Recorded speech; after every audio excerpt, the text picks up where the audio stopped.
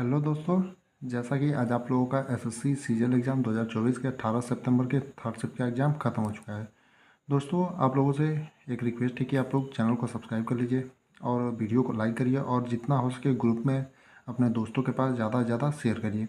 आज third level का shift देखते हैं कितना कैसा रहा है। इससे पहले पहले और दूसरे शिफ्ट का एनालिसिस हमने करा रखा है। अगर आपने नहीं देखा है तो जा करके उसे वीडियो की लिस्ट से ज़रूर देखें। और देखते हैं तीसरे लेवल का लेवल थोड़ा अच्छा खासा रहा है क्योंकि क्वेश्चन हमें कम मिले हैं, इस हिसाब से जो लेवल है वो अच्छा खासा ही रहा होगा। दोस्तों, एक बार फिर से आप लोगों से वही काम है, वीडियो को लाइक करें, चैनल को सब्सक्राइब करें और वीडियो को अपने दोस्तों के साथ शेयर करना ना भूलें।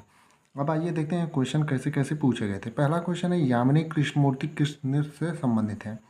यानी कि यामिनी कृष्णमूर्ति जो है वो किस नृत्य से संबंधित है। जो आपका उत्तर होगा वो भारतनाट्यम। यदि ऑप्शन में भारतनाट्यम दिया होगा तो आप लोग इसे लगा लीजिएगा। अगर नहीं दिया होगा तो आप लोग कुचिपुड़ी देखिएगा। अगर कुचिपुड़ी दिया होगा तो वो भी सही होगा। यदि भारतनाट्यम दिया रहा होगा तो वो सही होगा, नहीं तो कुचिपुड़ी दिया होगा तो वो सही होगा। यानी कि आप लोग ऑप्शन के हिसाब से देख लीजिएगा। यामिनी कृष्णमूर्ति किस नृत्य से संबंधित थी, तो भारतनाट्यम, या हम लिख देते हैं इसको आपका कुचिपुड़ी वाला डांस भी, इसको इन दोनों में से कोई एक होगा। अब आप लोग देख लीजिए ऑप्शन में कौन सा दिया था। यानी कि आपका जो सही उत्तर होगा भारतनाट्यम, हम इस हिसाब से बोल देते हैं। आपके जिस भी ऑप्शन में भारतनाट्यम होगा आप लोग उसे देख लीजिएगा। अगला है 2008 में भारत रत्न किसे मिला था। ये देख लीजिए, बहुत ही रिपीटेड क्वेश्चन रहा है। इस एसएससी सीजीएल 2024 में भी कई शिफ्टों में पूछा गया है क्वेश्चन। पूछा बस ऐसे गया था कि भीमसेन जोशी को भारत रत्न कब मिला था, और इसमें पूछ दिया 2008 में भारत रत्न किसे मिला था।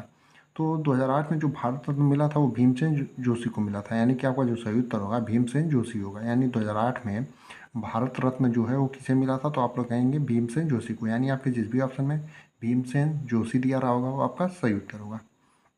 अगला है बुझे हुए चूने का रासायनिक सूत्र है। यानी बुझे हुए चूने का रासायनिक सूत्र क्या होता है, ये क्वेश्चन आपसे पूछा था।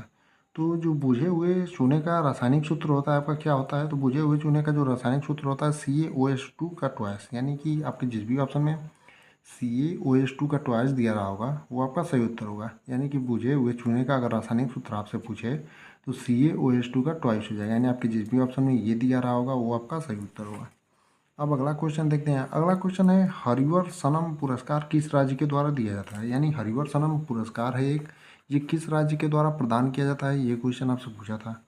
तो जो आपका हरिवर सनम पुरस्कार है ये किस राज्य के द्वारा दिया जाता है, ये आपसे पूछा था। जो हरिवर सनम पुरस्कार है आपका केरल के द्वारा दिया जाता है। यानी कि जो आपका सही उत्तर होगा कि हरिवर सनम पुरस्कार जो है किस राज्य के द्वारा दिया जाता है, तो आप लोग कहेंगे केरल के द्वारा। यानी आपके जिस भी ऑप्शन में केरल दिया रहा होगा वो आपका सही उत्तर होगा। अगला है भागीरथी और अलकनंदा कहाँ मिलती हैं। यानी वह स्थान बताइए जहाँ पर भागीरथी और अलकनंदा एक जगह पर मिलती हैं। तो आपका जो भागीरथी और अलकनंदा है वो दीव प्रयाग में मिलती हैं। यानी कि जो आपका सही उत्तर होगा दीव प्रयाग होगा। भागीरथी और अलकनंदा कहाँ मिलती हैं, तो आप लोग कहेंगे दीव प्रयाग में। यानी आपके जिस भी ऑप्शन में दीव प्रयाग दिया रहा होगा वो आपका सही होगा। अगला है राष्ट्रीय मानव अधिकार का सदस्य कौन नहीं होता। यानी कि आपका क्वेश्चन दिया था निम्नलिखित में से कौन सा राष्ट्रीय मानव अधिकार का सदस्य नहीं होता है, लेकिन हमने इसे ऐसे लिख लिया कि राष्ट्रीय मानव अधिकार का सदस्य कौन नहीं होता है। तो आप लोग देख लीजिएगा कि कौन राष्ट्रीय मानव अधिकार का निम्नलिखित में से कौन सदस्य नहीं होता है। तो आप क्या है, तीन ऑप्शन गलत थे यानी एक सही था। तो कौन नहीं होता है पूछा था, तो जो आपका जिला न्यायाधीश होता है ये नहीं होता है।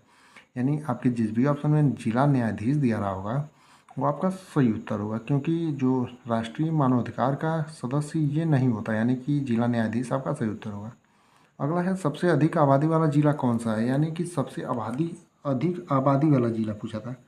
तो जो सबसे अधिक आबादी वाला आपका ज़िला है वो थाने है। थाने कहाँ पर पड़ता है, तो आपका मुंबई में पड़ता है। आपको पता होगा पहली जो ट्रेन है वो मुंबई से थाने ही चली थी। तो आप लोग यहाँ से लिंक करके याद कर लीजिएगा कि जो भारत में पहली ट्रेन चली थी मुंबई तो थाने चली थी।